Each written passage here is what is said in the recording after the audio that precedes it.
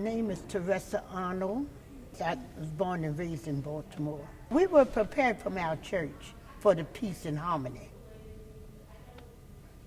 And again, we sang all the way from Baltimore to Washington. The hymns, and we said prayers before we left. And the Lord answered our prayer. It was beautiful.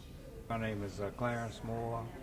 I am originally from Texas, and I got up in the Washington area by the military. I had been stationed at Walter Reed, and for two and a half years, I came to an area in 1959. And I was out of Walter Reed at the time. I started working for the Navy Department in underwater acoustics. And when the March on Washington happened, I naturally wanted to be there. And I happened to take my cameras with me and made a lot of film, a lot of pictures. It was going to be, like I said, at that time I was working for the Navy Department. And I was still living in D.C., and several of my military associates was still around the area, and speaking in reference to the police and how they might have felt, it was so interesting. When I went down to the march, one of my military friends at the time had become a policeman, and he was there. And we met each other there again.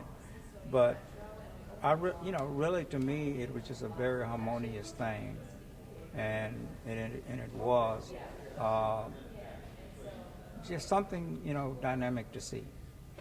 Growing up in Texas and in the South, some amazing. I had played Little League baseball with Spanish kids, Latin, all kids, white kids. I had friends, even though that was time of segregation.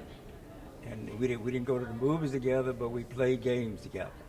So, in my family, my grandfather, who said to me, just remember, there are good people no matter where you are or where they come from or what. So that was the attitude that I had, that this was a great Memorial Day. And we would, see each other and become very friends. I think we can underestimate individual just for top surface.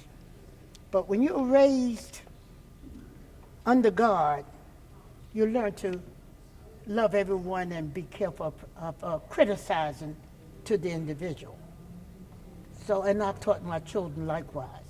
I would say to all youngsters, regardless of your ethnicity, the people that proceeded before you, you are standing on their shoulders, regardless as to wherever you are.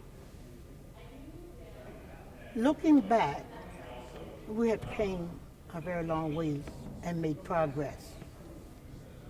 But we still aren't there yet, and we should be, because we are an American citizen, and we still treated secondary in so many areas.